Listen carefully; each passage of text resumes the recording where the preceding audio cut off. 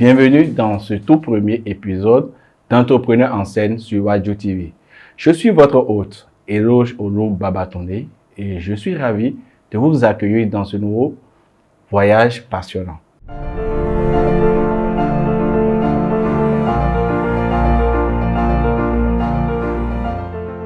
Entrepreneurs en scène est bien plus qu'une émission de télévision, c'est une plateforme dédiée à l'exploration, à l'inspiration et à l'éducation dans le monde de l'entrepreneuriat. Notre mission est claire, donner la parole aux entrepreneurs, aux innovateurs et aux esprits créatifs qui façonnent l'avenir de ce monde. Chaque épisode de cette émission sera une aventure captivante à travers des histoires inspirantes d'hommes et de femmes qui ont osé rêver grand, ont surmonté des obstacles apparemment insurmontables et ont transformé leurs idées en réalité florissantes.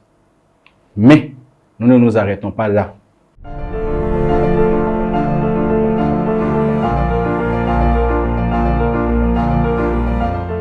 Entrepreneurs en scène est aussi un espace pour partager des connaissances pratiques, des conseils précieux et des stratégies commerciales éprouvées.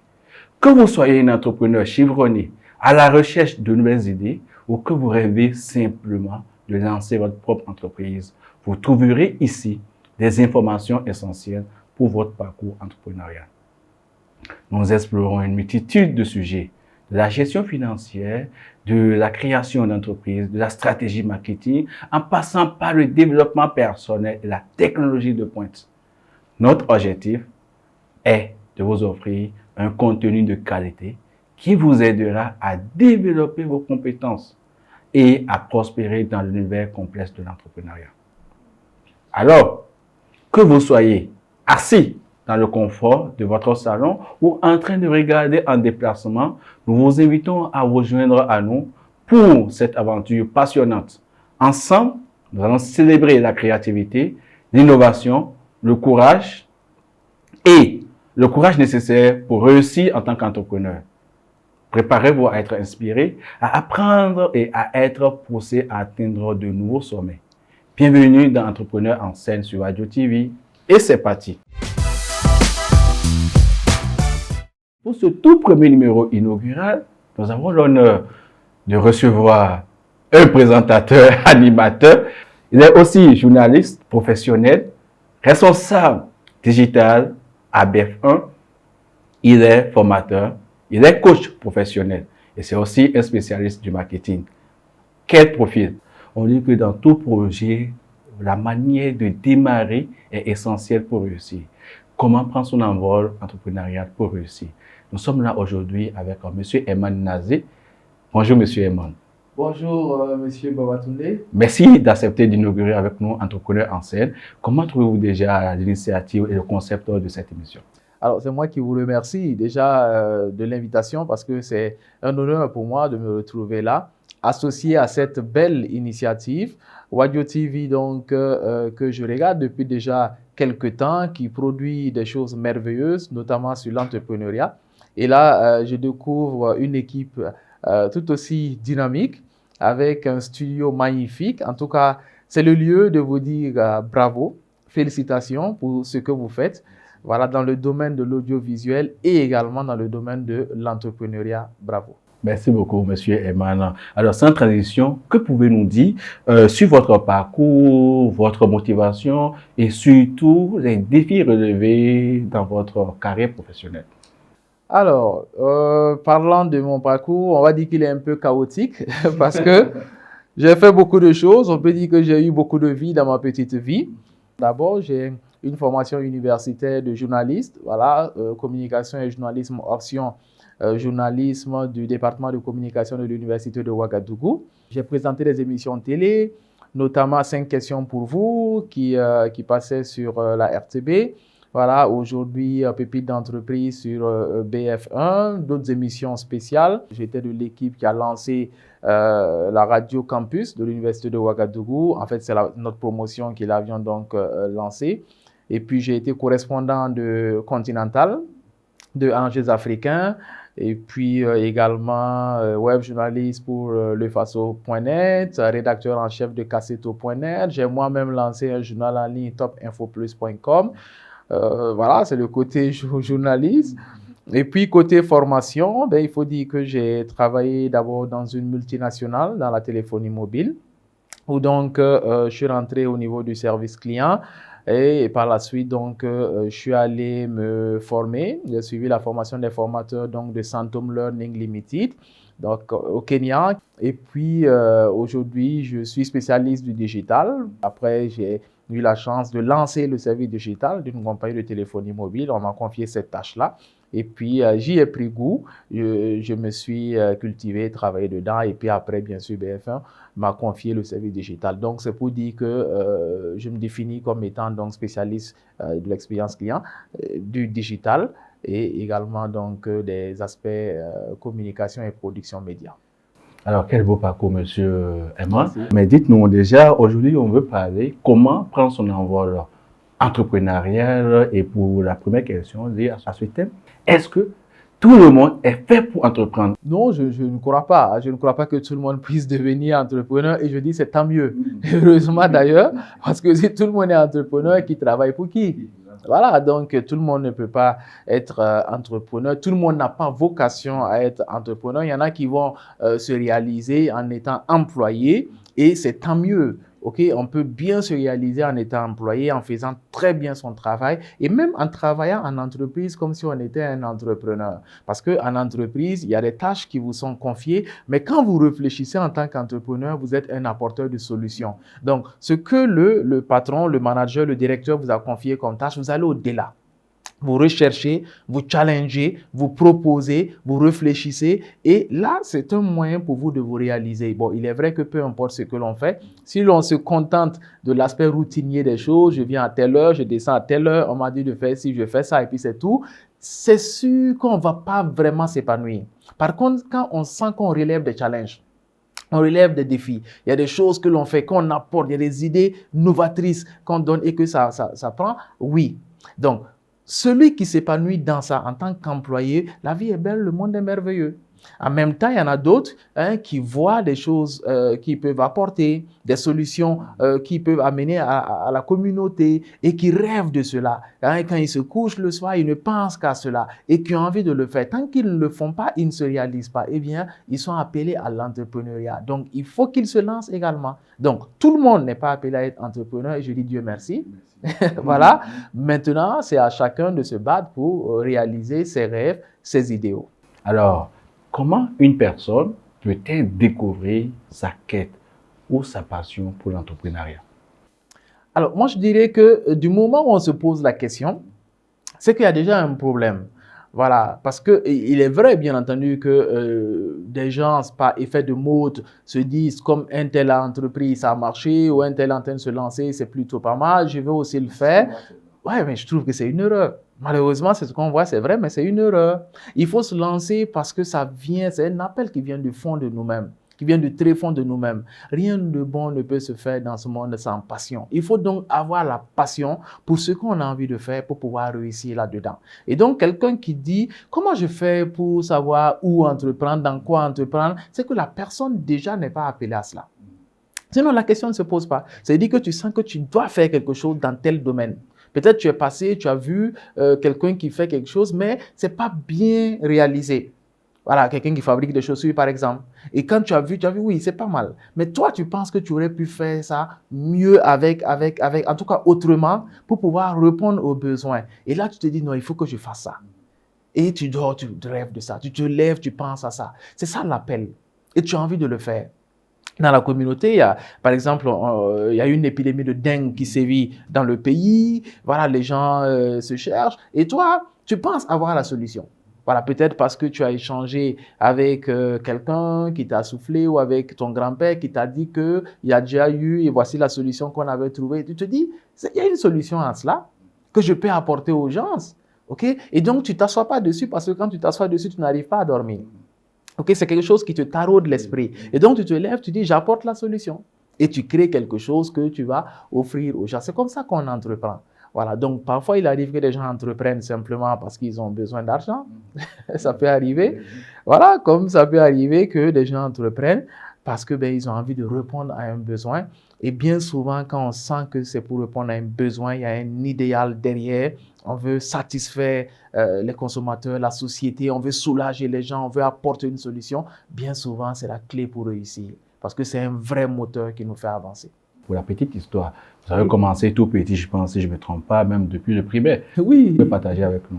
Déjà, d'abord, en classe de CE1 ou CE2, en vendant du pétrole, en vendant du moustico, en vendant les ballons gonflables. À l'époque, c'est sûr qu'aujourd'hui, ça ne parle à personne, en tout cas pas aux jeunes, mais il y avait des cartons de ballons gonflables là, où il y avait des numéros et on pouvait payer. Et puis on dit, en fonction du numéro, on peut avoir un petit ballon ou un plus gros ballon. Moi, j'ai fait ça, c'est de l'entrepreneuriat, ça.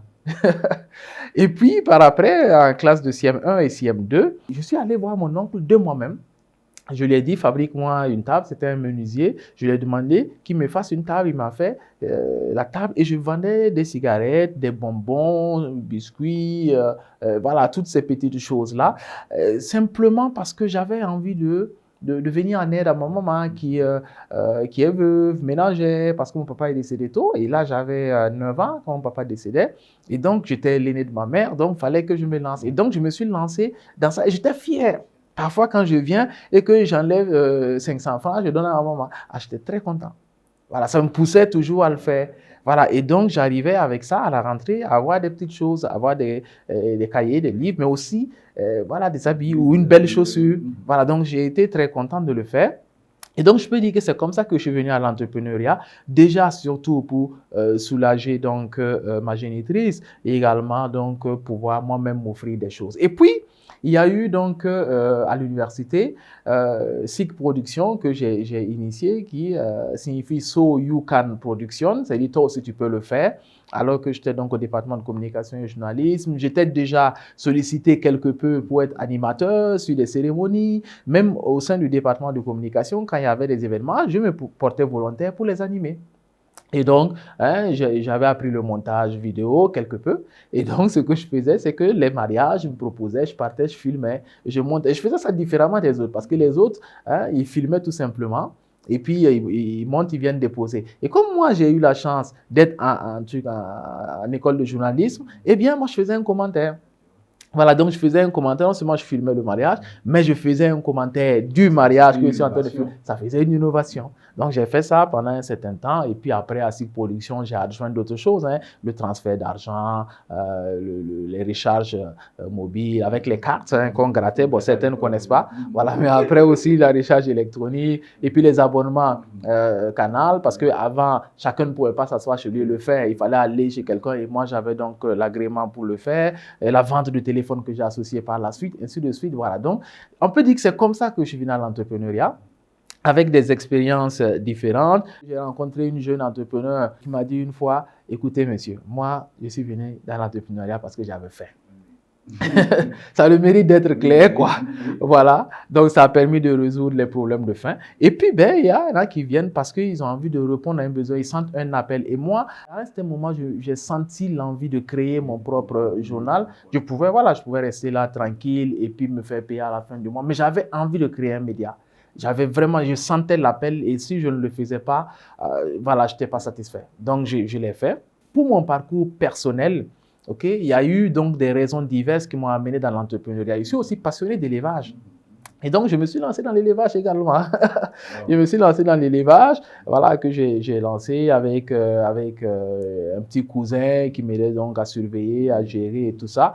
Voilà, avec des fortunes diverses. Voilà, parfois ça marche bien, parfois ça marche moins bien, mais toujours on tire des leçons afin de pouvoir avancer. Voici pour mon expérience personnelle. D'accord. Alors, monsieur Eman, quels sont les signes ou les indicateurs qui peuvent aider quelqu'un à identifier son domaine d'intérêt d'entrepreneuriat?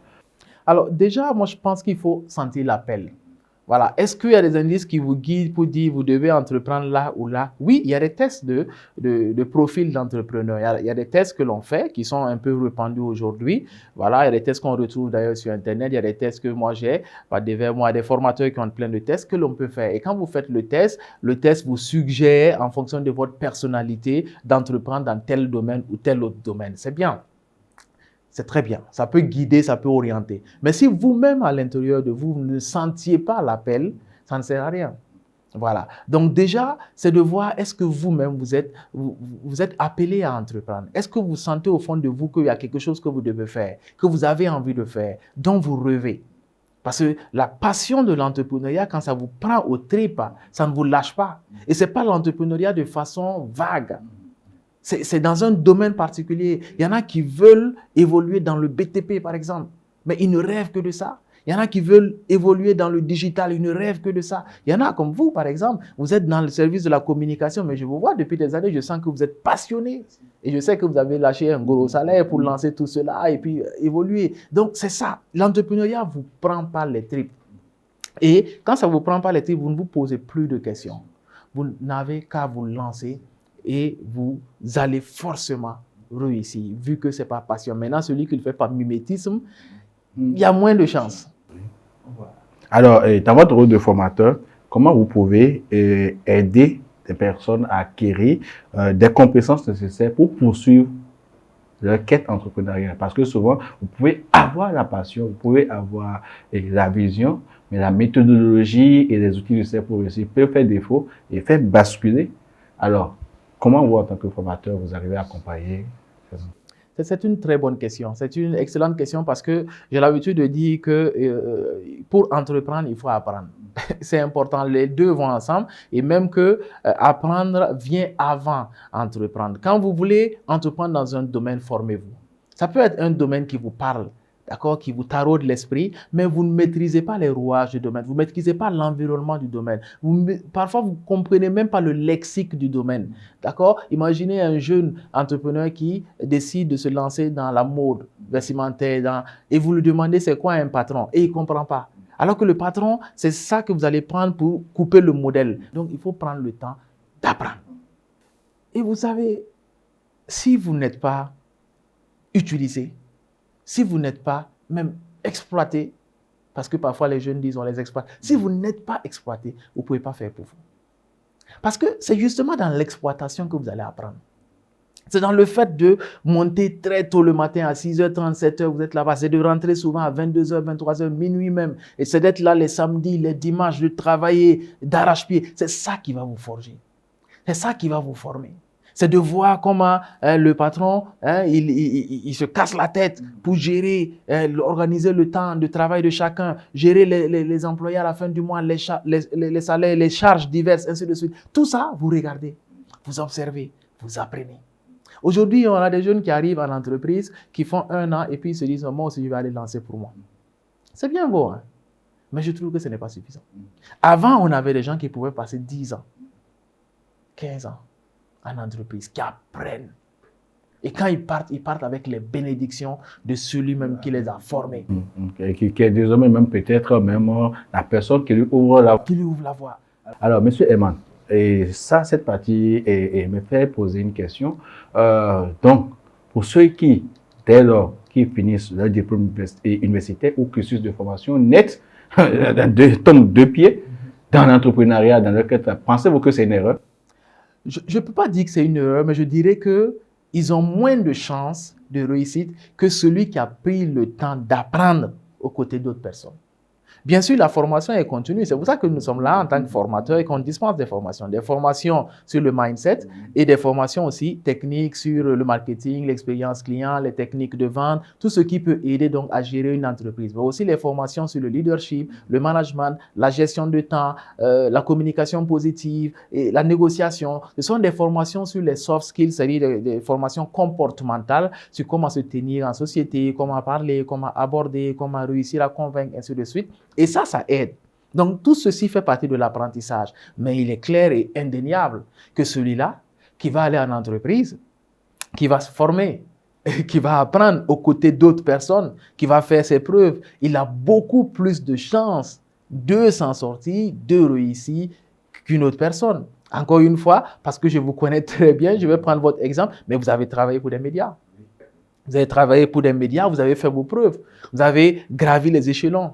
Occuper des postes de responsabilité. Aujourd'hui, vous avez créé Wadio TV, vous savez de quoi vous parlez. Et ce n'est pas votre première entreprise. Donc, c'est ça. C'est ça. Quand vous avez cette expérience-là, cet apprentissage-là, cette humilité de vous mettre au service des autres pour apprendre là, au moment où vous lancez pour vous, vous avez beaucoup plus de chances de réussir. Mais dis non, moi personne ne m'exploite. Moi, je ne dirai jamais patron, je suis mon propre boss. Je vois ça sur Facebook. Voilà. Moi, je dis, il faut faire attention. Voilà. Il y en a bien sûr hein, qui, de l'université, se lancent et ça réussit, c'est vrai. Mais encore une fois, il y a moins de chances que cela réussisse plutôt que celui qui allait apprendre en entreprise pendant le temps qu'il faut avant de se lancer. Le début de l'entrepreneuriat ou d'un projet entrepreneurial est fait de doutes, de stress et d'incertitude. Est-ce qu'il y a des techniques ou bien quels sont les conseils pour surmonter ces obstacles qui peuvent freiner votre élan? Oui, les doutes sont inhérents à l'entrepreneuriat. Les doutes même sont inhérents à toute personne. Ça veut dire que vous ne pouvez pas avancer sans qu'à un certain moment, il y ait des couacs. Même dans votre vie personnelle, ça arrive. Maintenant, c'est comment est-ce qu'on réagit face à ça. D'abord, si vous voulez vous prémunir de cela, vous n'entreprenez pas. Voilà, si vous vous dites, non, moi je vais entreprendre, mais rien ne va m'arriver. Il y a une jeune entrepreneur une fois qui dit, vous savez, monsieur Nazé, moi je ne veux pas prendre de prêt du tout, parce que moi je ne veux pas les problèmes. Il dit, mais l'entrepreneur, il ne va que de problème en problème.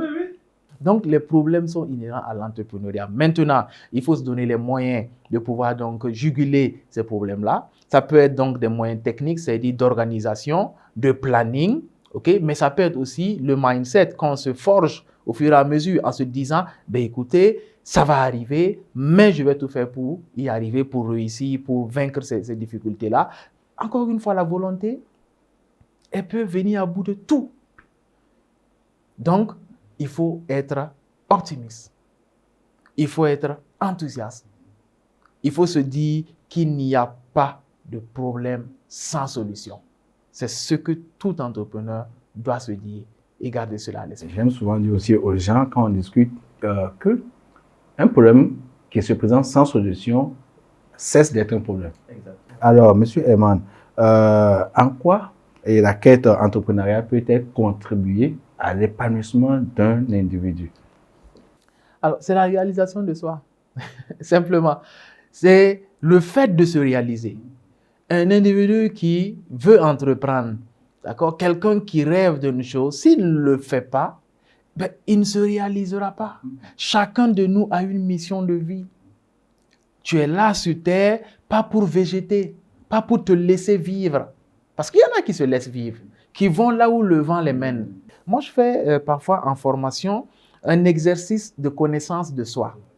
Et l'exercice de connaissance de soi, eh bien, il y a une question à l'intérieur. Je demande aux uns et aux autres de me dire comment est-ce qu'ils se projettent au soir de leur vie. Où est-ce qu'ils se voient pour pouvoir dire « Ah, j'ai réussi ma vie, je peux maintenant mourir tranquille. » Et parfois, les gens, ils n'y ont pas pensé. Il y en a qui disent « Je veux juste réussir ma vie. » Mais c'est vague, ça ne veut rien dire « Je veux réussir ma vie. » Il faut que ce soit précis. C'est là où je me vois. Est-ce que tu te vois ayant une grande usine de fabrication de chaussures, vendant des chaussures dans le monde entier avec un chiffre d'affaires de temps? Est-ce que tu te vois? Voilà, c'est ça. Il faut que ce soit précis. Est-ce que tu te vois gérant un orphelinat où tu recueilles au moins 100 enfants par mois ou par an? Il faut que ce soit précis. Et donc, l'entrepreneur également a un rêve qui est précis. Son rêve qui est précis, c'est qu'il veut réaliser telle chose pour répondre à tel besoin de la population. Et s'il réussit à le faire, la vie est belle, le monde est merveilleux. Il ne sera pas heureux parce qu'il a eu de l'argent. Il sera heureux parce qu'il a réussi à faire ce qu'il avait envie de faire. Et ce qui est important pour un homme, c'est ce qui reste de son vivant, de son être quand il sera parti. Je connais des gens qui sont décédés mais qui vivent aujourd'hui. Parce qu'on dit, il était ceci, il était cela, il était... C'est ça la réalisation. Alors, Monsieur Herman, vous êtes le producteur exécutif de la première télé-réalité dédiée à la promotion de l'entrepreneuriat dans l'Afrique francophone, si je me trompe. Et vous êtes aussi son présentateur et donc aux côtés pendant 11 mois de plus de 700 porteurs de projets et d'entrepreneurs. À travers Pépites d'entreprise, je vais nommer. Qu'il y a des parcours, est-ce que depuis 4 ans que cette télé-réalité existe, A-t-il des moments phares, des anecdotes que vous pouvez partager, qui font de la fierté aujourd'hui, que vous pouvez citer? Et aussi, quels sont les profils d'entrepreneurs que vous avez rencontrés qu'on peut partager? D'accord. Alors, c'est une très belle question. Ça me fait vraiment plaisir que vous en parliez parce que je suis particulièrement fier de conduire ce programme-là parce que je vois chaque fois, chaque année, ce que les jeunes Africains font de merveilleux. D'abord à César, ce qui appartient à César, c'est une initiative de Issoufou Sarré, directeur général de la télévision BF1. C'est lui qui a eu l'idée de Pépites d'entreprise. Il m'a fait l'honneur de me confier la production et la présentation de l'émission. Je l'en remercie. Et je découvre que les jeunes sont ingénieux, tellement talentueux que chaque année, malgré que je suis avec eux, je suis encore bluffé.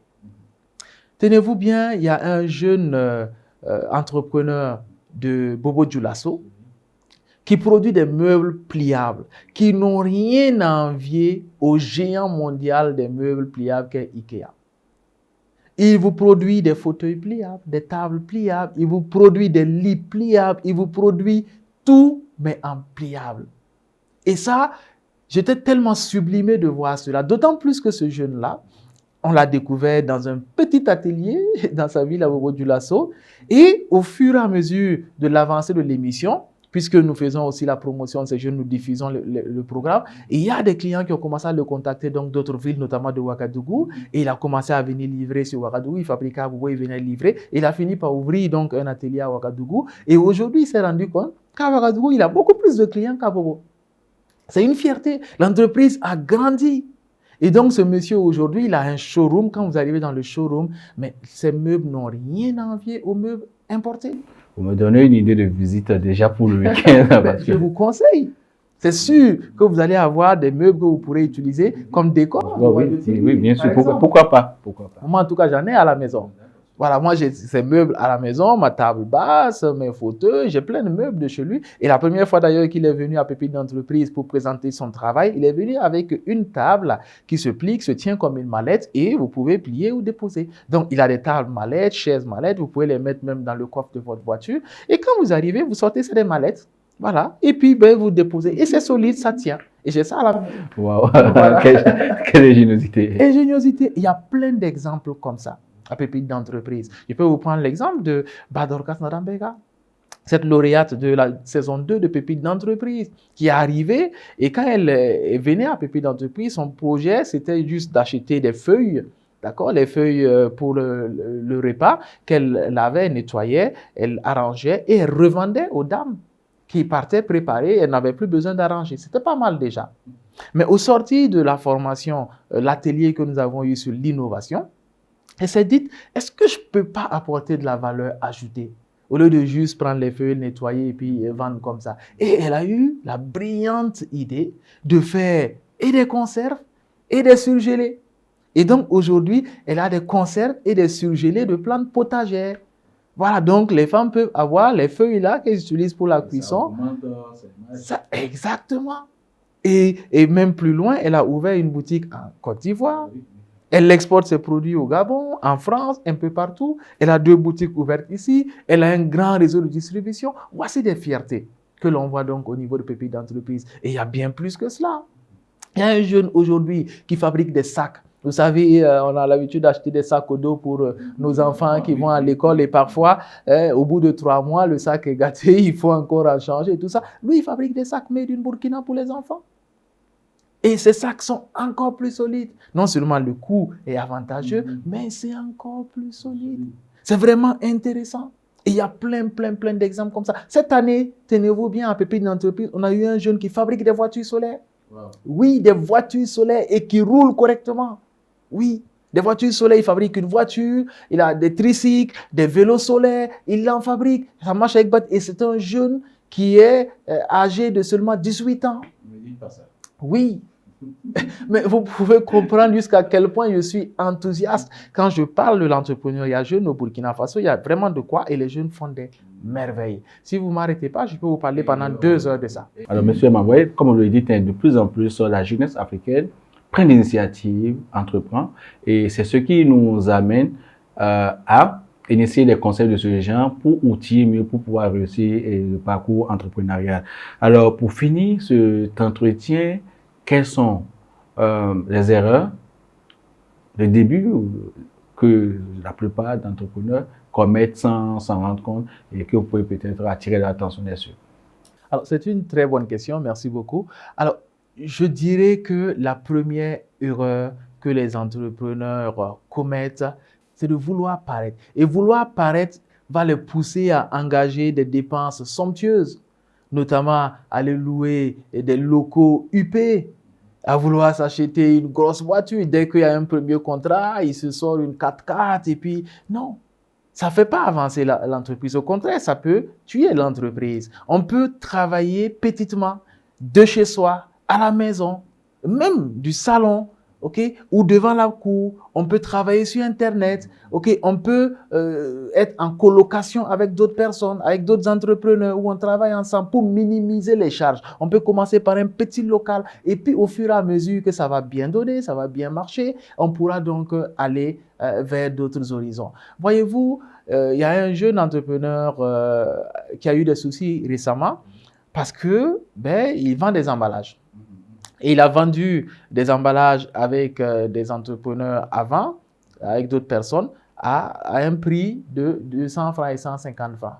Et un autre entrepreneur qui est venu pour acheter, il lui vend à 300 francs l'unité. Alors que cet entrepreneur commande plus, même voilà, peut-être 4 fois plus que les premiers. Et donc, ce dernier s'est plaint. Il dit, mais ce n'est pas normal. J'achète même plus et tu me vends plus cher que les autres. Pourquoi? Et donc, il dit non, en réalité, avant, lui, il arrivait à s'en sortir, mais il a déménagé, il a pris un local, ça lui revient plus cher. Il a embauché du personnel, ça lui revient plus cher. Donc, il est obligé de... On t'a obligé de déménager. Ça s'analyse.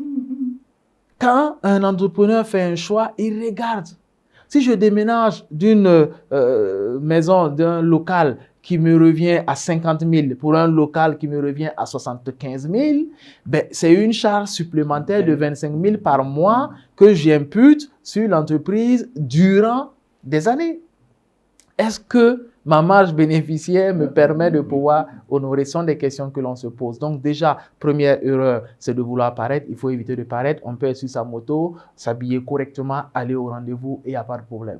D'accord? On peut être dans un petit local bien aménagé, bien propre, recevoir des gens, il n'y a pas de problème. On peut même ne pas avoir de local, vendre en ligne et puis il n'y a pas de problème. On peut même recevoir des gens, donner des rendez-vous dans des espaces appropriés pour cela, espaces de coworking ou d'autres espaces où on peut recevoir des gens, échanger affaires et puis contracter sur des sommes intéressantes sans qu'il n'y ait de problème. Et sans vous couper, par exemple, aujourd'hui, vous savez, avec les nouvelles tendances de travail et marketing, c'est toujours bien même de finaliser des partenariats autour d'un pot. Exactement. Et c'est plus là, c'est chacun, vous venez dans un espace neutre et ça permet d'être à pied d'égalité. Ben oui, sans oublier que ça facilite la négociation. Merci. Parce que on se dit qu'un restaurant, c'est convivial. Et donc, on tombe la veste, on est relax et on peut signer plus facilement. C'est juste, vous avez vu juste. Donc, en dehors de cela, autre problème que les jeunes rencontrent quand ils démarrent, c'est aussi de contracter des prêts. Parce qu'un prêt peut plomber votre entreprise. Moi, je recommande toujours d'y aller avec les moyens de bord. Économisez le moindre sou, investissez votre argent pour pouvoir avancer. Et si jamais l'entreprise commence à tourner et que vous avez besoin d'argent pour passer à une autre étape, passer à l'échelle, vous pouvez contracter un prêt pour pouvoir passer à l'échelle, mais en vous assurant que ce que vous produisez comme recette aujourd'hui peut vous permettre de pouvoir donc non seulement gérer toutes les charges qui sont déjà là, mais aussi payer les traites de votre dette. Parce que si vous contractez aujourd'hui 5 millions de francs CFA, vous ne remboursez pas 5 millions. Non, vous achetez de l'argent. Vous achetez de l'argent. Vous remboursez plus, peut-être 7, 8 millions que vous allez rembourser en fonction des taux, en fonction du temps de remboursement, peut-être même plus. Donc, il faut faire vraiment attention. Voilà, donc c'est ce sur quoi je vais attirer l'attention des jeunes entrepreneurs, ceux qui démarrent. Et il ne faut pas vouloir faire du matu-vu. Voilà, tout de suite, ce sont les gros titres ronflants, PDG, voilà, CEO, c'est DG2. Non, Non, ce n'est pas le plus important. Le plus important, c'est est-ce que l'entreprise vit? Est-ce que vous arrivez à produire, à satisfaire le client? Est-ce que vous vendez? Est-ce que les gens vous font confiance? Si ça, c'est là, vous allez grandir. Les grosses voitures vont venir, les grosses villas vont venir. Le titre de PDG, là, ça va venir. Alors, Monsieur Eman, merci pour ces conseils assez enrichissants et édifiants. Voilà qui pose les bases de Entrepreneur en scène. Vous l'aurez compris, c'est une émission originale dont l'objectif est de vous outiller à mieux réussir, à mieux performer dans votre quête entrepreneuriale. On sait aujourd'hui, il n'y a pas de formation précise, il n'y a pas une formation, il n'y a pas une école aujourd'hui qui forme à devenir entrepreneur. Donc, nous espérons apporter de la valeur, de la compétence, de la matière pour enrichir votre capacité à réussir votre parcours entrepreneurial. Et aujourd'hui, c'est avec Monsieur Eman Nazé, communicant hors pair, entrepreneur passionné, c'est un coach formateur et il accompagne les entrepreneurs, les chefs d'entreprise et les entreprises à ressortir le meilleur en eux. Merci pour votre temps accordé pour inaugurer notre projet d'émission. Merci pour le temps et la qualité surtout de votre contribution. Merci à vos chers téléspectateurs, chers abonnés sur Wadjo TV. Prochain numéro, nouvelle thématique. Merci et à très bientôt. Donc, alors, Monsieur Eman, comme la tradition l'exige, alors, à notre succès.